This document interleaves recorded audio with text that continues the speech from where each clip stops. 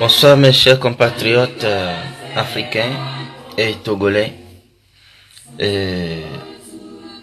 Ce soir, il me plaît de faire un débat en deux parties. La première partie pour parler à nous Africains.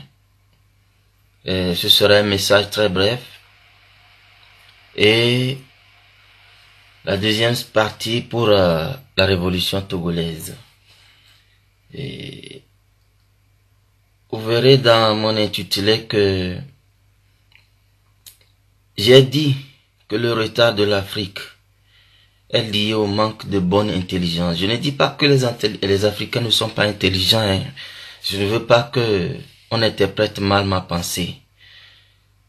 Notre retard séculaire est dû au manque de bonne intelligence, au manque d'amour du prochain et au manque de vision de bon nombre d'Africains. Et si seulement nous pourrions distinguer le nécessaire de l'agréable, tout irait tout autrement mieux pour notre continent. Pourquoi je dis manque de bonne intelligence? En discussion, parce que dans mon travail, chaque fois quand on doit utiliser un instrument de géométrie et un instrument de travail, il me demande, Jean-Paul, est-ce que vous avez ça en Afrique? Même les matériaux de construction, on me demande, est-ce que le calcaire hydraulique se trouve en Afrique? Bon, ça finit par m'énerver. Pourquoi? Parce que tout le monde pense ici que l'Afrique est une brousse, que l'Afrique est encore un endroit préhistorique, parce que c'est ce qu'on leur a dit. C'est comme ça qu'on a formaté leur esprit. Et à un moment donné, un Kosovar me l'a demandé aussi, en ironisant. Et je lui ai dit, son pays, c'est le Kosovo. Leur capitale s'appelle Pristina, n'est-ce pas? Le Kosovo a signé un accord de partenariat avec la ville de Genève et quand la ville de Genève utilise les transports en commun jusqu'à un certain âge, on envoie les bus et les trams au Kosovo, on leur en fait don pour développer le pays nouvellement indépendant, n'est-ce pas? Il m'a demandé comment tu as appris ça. J'ai dit j'ai lu, je me suis documenté, j'ai comparé plusieurs sources et je peux affirmer que ça c'est vrai. J'ai dit votre premier ministre il est tel, n'est-ce pas? Mais si toi tu veux te focaliser sur ce que les gens te racontent, tu vas dire des bêtises sur l'Afrique. Mais c'est ce qu'ils pensent de nous. Et je discutais avec un camarade de travail suisse. Et quand on essaie de s'expliquer, il est pris dans les nœuds. Et il a compris que oui, l'Europe, la Suisse, les États-Unis vivent de l'exploitation de l'Afrique. Il a compris. Parce que, séance tenante, je l'ai ramassé et je lui ai fait en 3 minutes un cours de géopolitologie que il a su assimiler. Et qu'est-ce qu'il dit en conclusion? Oui, vous avez tout, mais vous êtes pauvre. Nous, on n'a rien ici, mais on est riche. Pourquoi? Parce que nous avons la tête. Hein? Wir haben Kopf. C'est ce qu'il m'a dit en allemand. Que eux, ils ont la tête. Autrement dit qu'ils ont l'intelligence. Sinon la malice. De pouvoir dérober aux autres ce qu'ils n'ont pas. Et d'en faire leur richesse. Et nous, Africains, nous manquons cruellement de la bonne intelligence parce que nous avons tout chez nous. Nous avons tout ce qui peut rendre un homme riche chez nous. Mais nous ne l'exploitons pas. Nous trouvons que c'est ce que le Chinois est venu prendre pour aller transformer qui est mieux à la consommation. Nous trouvons que c'est ce que l'Allemand, le Français ou l'Américain est venu voler chez nous pour aller transformer et multiplier le prix par 10 qui est mieux pour nous. Voilà le manque de bonne intelligence dont je parle. Et concrètement, le manque de bonne intelligence, c'est ne pas savoir identifier ces problèmes, ne pas savoir les analyser pour en connaître les causes, anticiper pour trouver des solutions adéquates. Et je me plains de notre race parce que nous sommes somnolents à tout point de vue.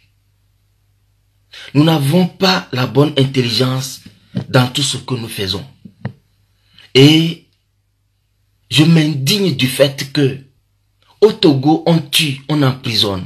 En RDC, on tue, on viole, on emprisonne. Dans plusieurs pays d'Afrique, on tue, on emprisonne, on mutile, on viole. Et dès que la Champions League a atteint la phase finale, les Africains ne parlent que de ça. Les Togolais ne parlent que de ça. Real Madrid, Barcelone, FC Barça pour la vie, Juve, Manchester City. Mais franchement, nous n'avons pas la bonne intelligence. Pourquoi? Parce que les concernés eux-mêmes, les équipes eux-mêmes, les administrateurs eux-mêmes, les supporters qui sont abonnés, qui sont prêts à tout pour ces équipes, les Européens eux-mêmes. Le match ne fait que 90 minutes. Et après les 90 minutes, les discussions c'est en cours de route et quelques minutes à la maison et on passe à autre chose. Mais nous Africains, nous en faisons même une pomme de discorde pendant des semaines sur la toile. Real Madrid, quand votre grand-père meurt, c'est Real Madrid qui va venir acheter son cercueil. Barça pour la vie. C'est FC Barça qui va venir bourrer votre compte pour votre retraite. Et pendant ce temps, vous n'avez même pas 30 € pour aller payer une place et suivre un match. C'est derrière vos écrans que vous faites la gueule. Alors que le monde entier se fout de nous. Alors que nos équipes africaines sont dans un état lamentable. Et c'est une maladie congénitale. Pourquoi? Parce que Samuel Eto'o, on lui a demandé la suite de sa carrière. C'est qu'il veut faire l'école d'entraîneur pour s'imposer comme pour faire ses preuves dans la Ligue européenne. Oui, parce que pour Samuel Eto'o même, être entraîneur en Europe, c'est être un grand entraîneur. Alors que les Européens même viennent faire leurs preuves en Afrique avant de se valider ici. Hervé Renard, il vient faire ses preuves en Afrique. Stéphane Keshi, qui a compris qu'on ne peut se développer que chez soi, a fait ses preuves en Afrique. C'est une maladie congénitale. On pense que tout ce qui est exotique est meilleur pour nous. Franchement, si nous n'arrêtons pas, ces gens diront qu'ils nous ont eu pour toujours. Et ils semblent nous avoir pour toujours. C'est lamentable. C'est pitoyable. Et au Togo, on gaze les enfants. Et ces Togolais qui se versent dans le foot font fi de tout ce qui se passe au Togo. On a emprisonné Asiba Johnson, les Noubouékistes qui luttent pour vos droits. Vous n'en parlez pas, c'est Real Madrid, c'est Barça pour la vie. Mais excusez-moi, c'est lamentable. Il faut qu'on change. J'ai parlé du manque d'amour. Pourquoi? Parce qu'on s'envie. On ne se soutient pas, on ne se serre pas les coudes. Quand un Africain initie quelque chose, c'est un Africain qui va le saboter. Quand un Africain prend une initiative, c'est un Africain qui va creuser sa tombe. Voilà le manque d'amour du prochain. Et on veut que l'autre Africain soit en dessous de moi. Que l'autre Africain soit derrière moi. Voilà la deuxième chose qui fait que l'Afrique n'avancera jamais si nous ne changeons pas. Et la troisième chose, c'est le manque de vision. Nous sommes là statiques. Nous voulons manger pour aujourd'hui. Voilà pourquoi des hommes existent encore qui soutiennent des partis au pouvoir. Voilà pourquoi les gens au Togo, par exemple, sont derrière Faure Gnassingbé et sa secte diabolique du RPT Unir. Voilà pourquoi en RDC, les gens peuvent acclamer Kabila. Voilà pourquoi au Congo-Brazza, les gens sont prêts à mourir pour Sassou Nguesso. Voilà pourquoi au Gabon, les gens sont prêts à tout pour le diable d'Ali Bongo. Voilà, manque de vision. Ce qui va arriver dans 5, 10 ans, 15 ans, que vont devenir nos générations. C'est ce qui a fait évoluer l'Europe. Ils ont inventé le béton pour prévoir des constructions qui vont durer 200 ans. Une construction en béton bien faite a une durée de vie pouvant aller jusqu'à 200 ans et dans certains cas, jusqu'à 500 ans. Mais nous, qu'est-ce qu'il y a? On fait des prêts à coût de milliards de dollars à la Banque mondiale, au FMI, à la Banque de France, et on coupe plus de la moitié pour nous. On s'en va construire des routes et c'est du ciment déversé à même le sol avec du goudron et du gravier et on dit qu'on a construit des routes. 3 mois, 4 mois après, les trous commencent, les accidents, les morts. Et l'argent n'a servi à rien. Or, une façon d'économiser, c'est de construire des infrastructures solides pour que, au moins pendant 50 ans, on ne dépense plus de l'argent pour la même chose. Mais en Afrique, je prends l'exemple du boulevard de la Kara, d'Adewi, à Lomé. Il y a eu au moins 3 à 4 fois qu'ils ont financé le goudronnage de ce tronçon-là. C'est seulement de Todman jusqu'au boulevard Eyademaye. Il y a eu plus de 3 financements successifs. Finalement, ils ont mis un pavé là qui ne vaut pas la peine. Et dans 5 ans, 10 ans, quand un gouvernement responsable va prendre le pouvoir, il va songer à défoncer cette route et à la refaire. Voilà, on n'avance pas parce que on n'a pas de vision et pour la même chose, on dépense 10 fois ce que les autres dépensent en une seule fois. Nous sommes là, nous voulons seulement manger pour aujourd'hui sans penser à demain. Nous sommes là, certains sont arrivés ici. Il y a eu occasion de faire une formation profitable qui peut nous aider à développer l'Afrique plus tard. Mais certains sont pressés et vont épouser des vieilles pour leur soutirer de l'argent ou bien des vieux pour leur soutirer de l'argent. L'argent, tu vas le prendre, ça va finir. Mais quand tu as une qualification, ça reste pour toujours. Tu peux entreprendre et devenir riche aussi. Tout ce que nous faisons, il y a un manque de vision. Nos chefs d'État qui nous dirigent ont manque de vision. Ils n'ont pas les rêves de gloire de nos pères d'indépendance. Sylvanus Olympio, qui a rêvé faire du port autonome de Lomé un chantier naval, comme Saint-Nazaire en France, où il construit les plus gros paquebots au monde. Ça, c'est une vision d'avenir. Lui, qui rêvait de faire du Togo l'ordre de l'humanité, et la première chose pour lui céder, c'est l'indépendance économique après l'indépendance politique. Les autres sont venus s'asseoir dans la politique de la France-Afrique, sans vision. Et ce que la France ordonne, c'est ce qu'ils font. Et chaque conseil des ministres de l'économie et des finances de la zone francophone est présidé par le ministre de l'économie français. Le ministre français de l'économie. C'est ce manque de vision qui nous tue en Afrique.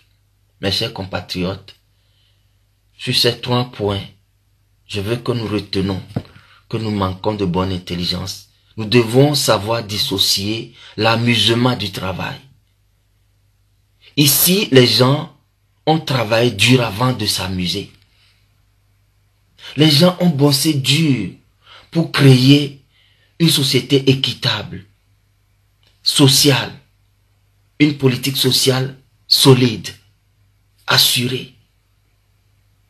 Les gens ont donné leur vie pour construire leur société. et après, il y a eu les loisirs. Mais en Afrique, on met les loisirs, la sape, le sexe, tout ce qui n'amène pas loin. C'est ce que nous, on priorise. Voilà, nous n'avancerons pas. Il faut que nous distinguions le nécessaire de l'agréable. Si nous donnons la priorité au nécessaire, alors nous allons avancer. Quand tu travailles, tu auras l'argent pour t'amuser. Mais si tu t'amuses, tu ne travailleras pas pour avoir de l'argent. Alors tu seras vulnérable, tu seras misérable. Et soutenons-nous entre Africains. Soutenons-nous et ayons de grandes visions pour l'avenir. Moi, quand je suis arrivé en Suisse, j'ai eu mes certificats en allemand. Je me suis inscrit à l'université. J'ai fait 2 années de sciences politiques. Et j'ai compris au bout de ces 2 ans que ça ne vaut pas la peine. Parce que la science politique ne me mène pas loin. Là, j'ai dévié. J'ai réalisé que la science politique, c'est les théories que les Occidentaux ont fabriquées pour formater le monde et le configurer selon leur vision du monde. S'il y a une science politique purement africaine, là, je la ferai. Et j'ai dévié pour entrer dans le commercial. J'ai travaillé là. Bon, malheureusement, j'ai dû quitter pour certaines raisons que je garde pour le moment. Et quand j'ai réfléchi, j'ai voulu choisir entre l'agroalimentaire et le génie civil. Mais j'ai choisi le génie civil. Et rien n'est fini. Rien n'est fini. Je songe encore faire dans l'agroalimentaire. Parce que j'ai des visions tellement lointaines pour mon pays. Je ne mourrai pas ici. J'ai des visions d'avenir. Qu'est-ce que je peux faire pour aller créer mon propre domaine, ma propre entreprise, créer de l'emploi, changer ma société, avoir l'impact sur mon pays. J'ai choisi le génie civil. Et toi, quelle vision tu as pour ton pays, pour ton continent? Est-ce que tu agis pour que cette vision soit réalisée? Ayons la bonne intelligence. Aimons-nous les uns les autres Africains. Soutenons-nous. Ayons de la vision. Sans cela, l'Afrique restera telle qu'elle est et ira de mal en pis. Ce soir, je nous appelle à nous réveiller. Trop c'est trop. Facebook compte plus d'Africains que quiconque.